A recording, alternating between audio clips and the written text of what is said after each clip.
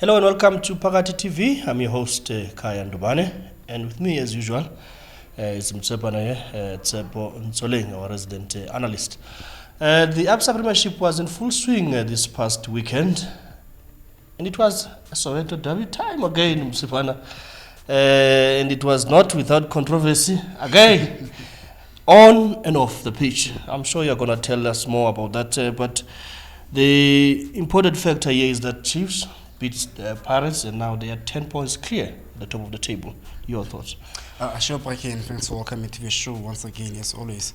A very entertaining game, Brake. I think, the last two derbies have been, one of a kind. I mean, we haven't seen, Chiefs and Pirates play, so well in the last few years. And I mean, the goals were also there. I mean, 5 goals being scored on the day, it was a huge deal. And I think there could have been more goals. I mean, we saw how Pirates, hit the crossbar, I think 2-3 times, on the day, and we created so many chances, otherwise playing well as well. And again, but credit is to be given to Kaizer Chiefs. They took their chances earlier, and they won the game. It was unfortunate for Ntseki, just to score that own goal in the early stages of the game. I think 45 seconds in the start of the match. But such things happen in football, but all around it was a great entertainment for the fans. I think the fans enjoyed the game, but I'm sure Paris supporters are disappointed with the loss, but overall it was a good game of football. And yes, there were some controversies, even during the post-match interviews,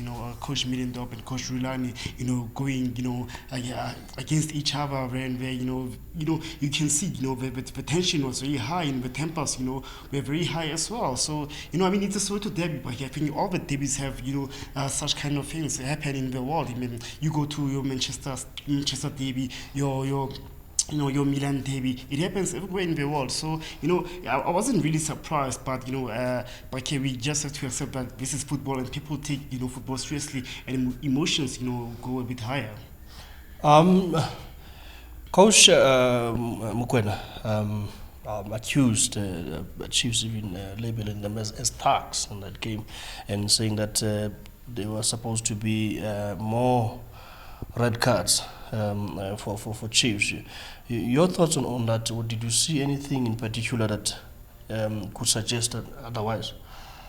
But what I picked up, I will just say that the first incident of Willard Kazande on Fortune Makaringi, I think that was very harsh of Kazande, and I think for me, if I was the referee on the day, I could have given him a straight red card, because you don't make such tackles. That was a career-threatening tackle, and just hopefully and luckily and fortunately for Makaringi, it wasn't that bad. But again, I think both teams were going hard on each other, and I mean, this is football. And Coach Middendorp actually said after the game, they were not going to walk into the pitch and be sissies. They had to play. It's a men's game, it's football. But again, tackles are everywhere in football. Okay, it happens, and when there are bad tackles, the referees will judge. Moving on from the Soweto derby, it's interesting that the chasing pack in Wits and Sundowns suffered losses. Your thoughts on their losses this past weekend? Look, I mean, right now Kaizer Chiefs are 10 points clear at the top of the log.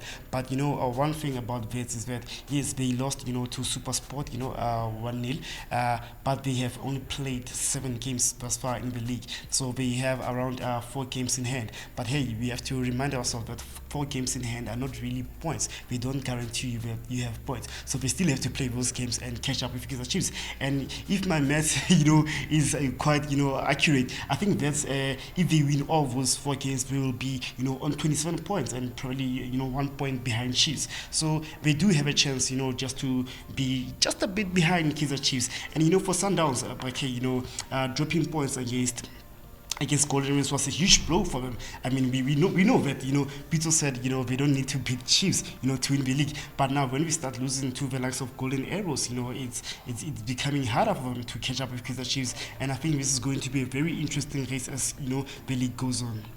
Let's talk about the national team, seeing that it's an international week. Bafana quickly. I know we normally do predictions, but the game, it is a midweek game that takes place between Bafana Bafana and Ghana. So I would love to have your thoughts on that one away in Ghana.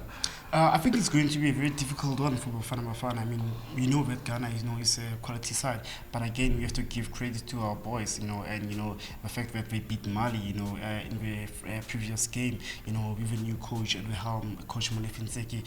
This is a big one, and again, we have to look at the fact that after the AFCON, I think we have a very balanced squad, and most of the players who are at that AFCON team are still there in the setup of Bafana Bafana. And those are the players who are in the squad that will play against Ghana. So I think we're gonna do very well. I think if we can get 3 points or even a draw will be good for us. I don't really see us losing. I see coming back with a point, if not all maximum points, and come back home on Sunday. We'll get the maximum points. Mzobara says he doesn't see Bafana losing against Ghana. He might have different thoughts. You can share those on our social media platform as usual. On Twitter, we're at Phakaaathi.